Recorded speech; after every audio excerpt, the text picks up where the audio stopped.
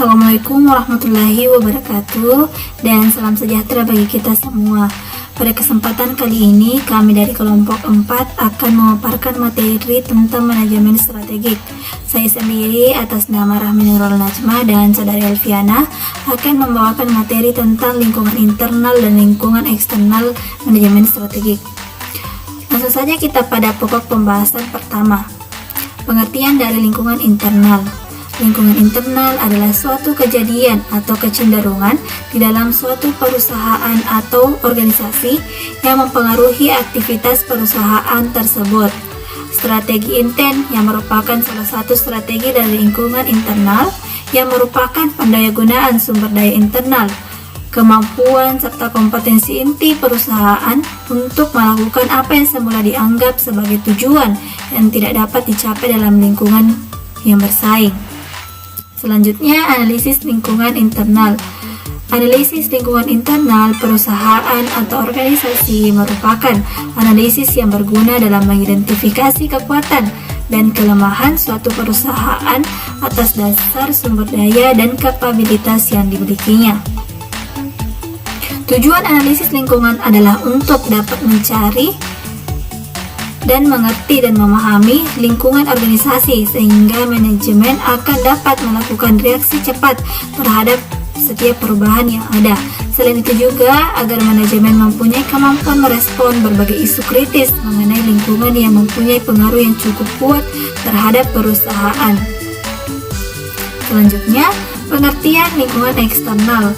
Lingkungan eksternal adalah seluruh kekuatan dan sumber luar yang mempengaruhi ke perusahaan atau organisasi.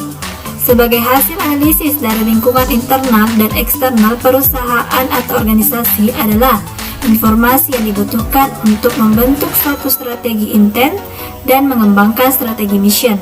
Menurut Heath, Ireland, Hoskinson tahun 1997. Faktor-faktor lingkungan internal dalam strategi perusahaan.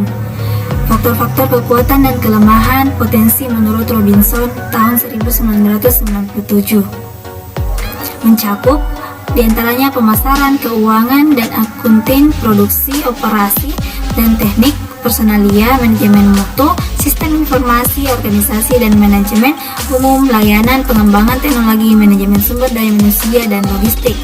Semua itu merupakan terkait dalam faktor-faktor lingkungan internal dalam strategi perusahaan. Selanjutnya, evaluasi faktor-faktor strategi internal. Yang pertama, membandingkan hasil kinerja sekarang dengan hasil kinerja masa lalu. Yang kedua, perubahan dalam tahap-tahap evolusi organisasi atau perusahaan. Yang ketiga, perbandingan dengan pesaing perusahaan. Yang keempat, perbandingan dengan faktor-faktor kunci sukses dalam industri. Yang kelima, menganalisis dan memilih strategi. Yang terakhir yaitu strategi merupakan menggunakan kekuatan untuk mengatasi tantangan eksternal. Strategi merupakan taktik defensi yang langsung dimaksudkan untuk mengurangi kelemahan dan menghindari tantangan lingkungan. Adapun faktor-faktor lingkungan eksternal. Yang pertama, lingkungan eksternal yang jauh. Lingkungan eksternal yang jauh merupakan faktor-faktor yang bersumber dari luar organisasi itu sendiri dan biasanya timbul terlepas dari situasi operasional yang dihadapi oleh perusahaan yang bersangkutan. Akan tetapi mempunyai dampak pada proses manajerial dan operasional dalam organisasi atau perusahaan tersebut. Selanjutnya, adapun faktor-faktor lingkungan yang jauh. Yang pertama, pertimbangan ekonomi yang merupakan yang perlu dianalisis dalam pengambilan suatu kebijakan atau keputusan adalah berbagai faktor di bidang ekonomi dalam lingkungan mana suatu perusahaan bergerak atau beroperasi. Selanjutnya, faktor politik yang merupakan berpengaruh pada pengelolaan suatu perusahaan. Berarti para pengambil keputusan strategik perlu memahami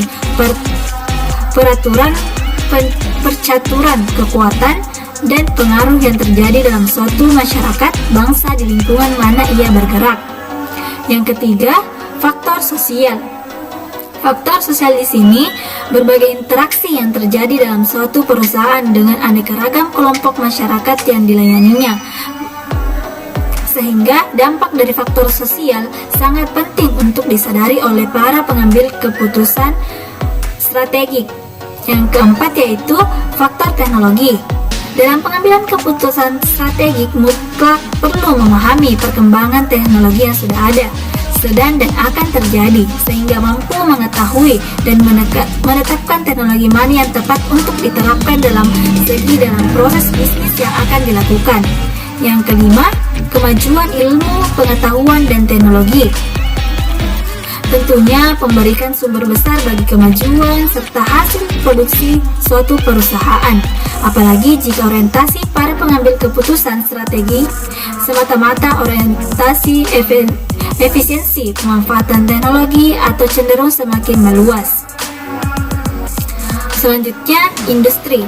Industri sebagai faktor lingkungan eksternal yang turut mempengaruhi manajemen strategik dalam suatu organisasi mutlak untuk mengenali dalam bidang mana perusahaan bergerak dan faktor lingkungan eksternal mana yang turut berpengaruh terhadap jalannya roda perusahaan yang bersangkutan. Saya Elviana akan melanjutkan materi, yaitu lingkungan eksternal yang dekat. Faktor lingkungan eksternal yang dekat mempunyai dampak langsung pada operasionalisasi berbagai strategi dan kebijaksanaan suatu perusahaan. Kaitan tersebut bukan hanya karena adanya suasana kompetitif dalam suatu usaha, akan tetapi juga berkaitan dengan peluang yang dapat dimanfaatkan, khususnya dalam perolehan sumber dana dan sumber daya yang diperlukan dan dalam memasarkan produk yang dihasilkan. Faktor-faktor lingkungan eksternal yang dekat. 1. Kedudukan kompetitif perusahaan. 2. Profil para pelanggan. 3. Perilaku pembeli. 4. Faktor pemasok. 5. Faktor penyandang dana. Adapun pengaruh serta upaya-upaya dalam menghadapi berbagai kondisi usaha yang selalu berubah-ubah. Sumber daya manusia merupakan unsur yang terpenting dan paling menentukan dalam berhasil tidaknya suatu organisasi, termasuk organisasi bisnis, pencapaian tujuan dan sasarannya, terutama dalam hal organisasi yang bergerak dalam iklim yang sangat kompetitif. Upaya yang diambil dalam proses manajemen sumber daya manusia. 1. Mampu menghasilkan tenaga kerja yang profesional dalam bidangnya. 2. Menjamin perusahaan untuk tetap mempertahankan tenaga kerja secara kualitatif. 3. Hakikat pasaran tenaga kerja dikenali dengan baik.